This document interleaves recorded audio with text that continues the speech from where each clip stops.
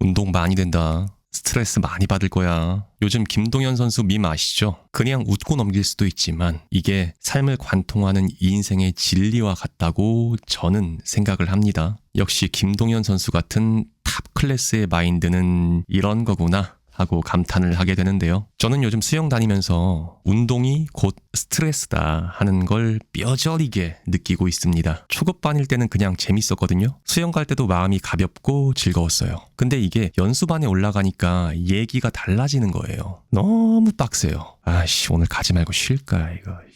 가기 전부터 갈등해요. 가슴이 답답해요. 가기 전에. 숨이 헐떡헐떡 넘어갈 생각하면은 수영장 가기 전부터 스트레스 엄청 받아요. 진짜 수영할 때 순간 심장박동 180 찍습니다. 엄살 아니에요. 웃긴 건 누가 수영장 다니라고 칼 들고 협박한 거 아니잖아요. 제가 선택해서 돈 내고 시간 내며 다니는 거잖아요. 근데 너무 가기 싫다고 해도 가서 1시간 뺑뺑이 돌고 나오면 확실히 운동이 엄청나게 됩니다. 개운하게 녹초가 되니까 불면증 그딴 거 없습니다. 강제 꿀잠 자는 거고요. 뱃살도 많이 빠졌어요. 그래서 오늘 하고 싶은 얘기는 이겁니다. 우린 왜 기를 쓰고 스트레스 받는 상황 안에 나 자신을 밀어 넣어야만 하는가? 첫 번째는 투자 얘기부터 시작해 볼게요. 투자도 마찬가지입니다. 예전에 저도 뭔가 투자를 하긴 해야겠는데 아무것도 몰라서 급한 마음에 주변 말만 듣고 주식 개같이 물리고 피눈물 흘린 적 있습니다. 저도 단타 치고 리딩방 들어가고 하지 말라는 거 다 해봤어요. 그 정도까지 무지하고 아무것도 몰랐던 거예요. 좀 하다 보니까 이게 잘못된 방향인 건 알게 되었죠. 돈을 잃고 있으니까요.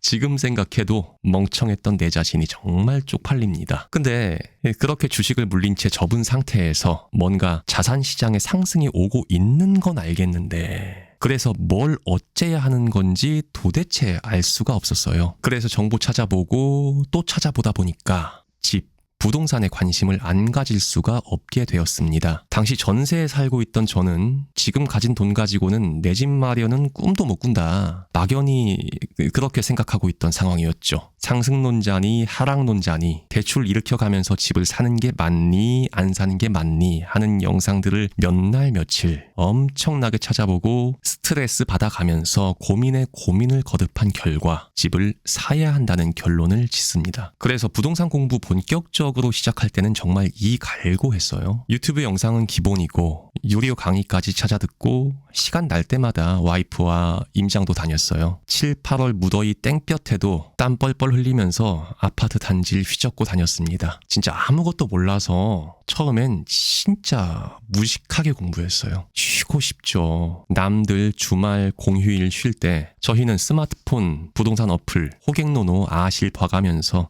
아파트 단지를 찾아다니고 언덕길 올라가는데 스트레스 안 받겠습니까? 이게 뭐 하는 짓인가 싶죠. 근데 백지 상태에서 점점 자체적인 나만의 기준과 데이터를 쌓아가고 투자도 해왔더니 현재는 이전보다는 꽤 나은 상황이 되었습니다. 경제적, 심리적인 여유가 조금 생겼죠. 무슨 큰 부자가 되고 경제적 자유가 생겼다 그런 게 아니고 이 정도면 우리 부부 인생에 희망은 있겠다 싶은 정도예요. 그래서 이건 확실하게 얘기할 수 있을 것 같아요. 나는 아무 고민도 안 하고 리스크도 안 지고 스트레스도 안 받으면서 쉽게 돈 못 법니다. 당장은 번다고 쳐도 결국 그건 내 돈이 아니에요. 세상엔 공짜가 없기 때문이죠. 투자 많이 된다. 근데 스트레스 많이 받을 거야.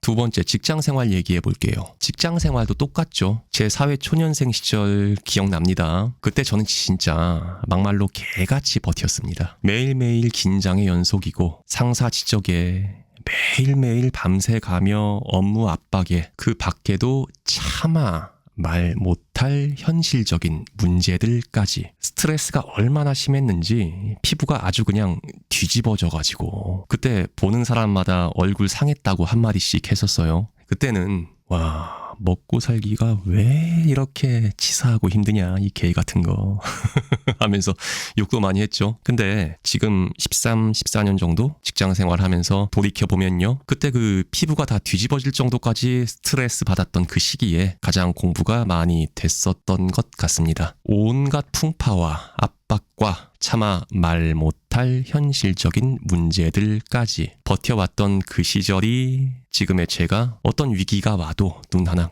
깜빡 안 하고 버틸 수 있는 자양분이 된 겁니다. 이게 인정하기 싫다고 해도 현실인 겁니다. 스트레스가 무서워서 숨고 도망치고 피하기만 한다면 작은 파도조차 버티지 못하고 쉽게 무너지게 되는 거죠. 존버 많이 된다. 근데 스트레스 많이 받을 거야.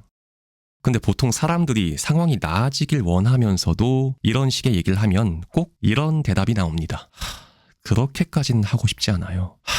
스트레스 받고 싶지 않거든요. 꼭 그렇게까지 살아야 돼요? 네, 그 마음 압니다. 종일 스트레스 받고 퇴근해서 집에 오면 손가락 하나 까딱하기 싫고 쇼츠나 보면서 뒹굴뒹굴 하고 싶은 거죠. 근데 거기다 스트레스를 더 받으라니까 그걸 누가 좋아하겠어요. 인간의 당연한 본능이고 저 역시도 같습니다. 하지만 제가 드리고 싶은 진짜 핵심적인 얘기는 이겁니다. 내가 선택한 스트레스를 받으세요. 그러면 점점 외부에서 남이 주는 스트레스에서 벗어나게 될 겁니다. 직장에서 상사가 주는 스트레스, 돈이 없어서 겪는 스트레스, 이거 다 외부에서 던져주는 스트레스입니다. 내가 거부할 수도 없고 피할 수도 없이 그냥 쳐맞아야 하는 거죠. 근데 내가 더럽고 치사해도 사회에서 존버하길 선택하고, 내가 쉬는 날 임장을 선택하고, 내가 연수반 수영을 선택해서 받는 그 스트레스는 내가 주도하는 스트레스예요. 내가 전략적으로 선택한 스트레스를 감당하면 그만큼 내 역량이 커지는 거예요. 내 내면이 강해지고 자산이 불고 체력이 좋아집니다. 그러다 보면 어느 순간 외부에서 남이 나에게 던져주는 스트레스가 더 이상 나에게 스크래치를 낼 수가 없는 수준이 되는 거죠. 왜냐? 나는 이미 더 큰 스트레스를 선택했고 이겨낸 사람이니까요. 그리고 경제적 심리적 여유가 생기면 네가 그러든가 말든가 남의 한마디에 휘둘리지 않게 되는 거죠. 와이프는 사정이 생겨서 다음 달부터 수영을 잠시 쉬기로 했는데요. 그랬더니 저에게도 엄청난 시험이 오는 거예요. 아씨, 이참에 나도 좀 쉴까? 진짜 힘들거든요. 근데 이거 힘들다고 그만둬버리면 다시는 제가 이만큼 강제 운동을 해서 체력 관리를 못하게 될 것 같은 느낌이 드는 거죠. 그래서 눈 딱 감고 다음 달도 등록을 해버렸습니다. 그냥 다니자 하고 결심을 한 거죠. 근데 웃긴 건 그렇게 결심을 하고 나니까 이젠 스트레스를 안 받는 거예요. 초급반에서 연수반에 올라간 건 저의 의지가 아니었지만 힘들어 죽겠는데도 다음 달 등록을 한 건 저의 선택이니까요. 숨이 헐떡헐떡 넘어갈 것 같아도 이러려고 운동하지. 운동 많이 된다.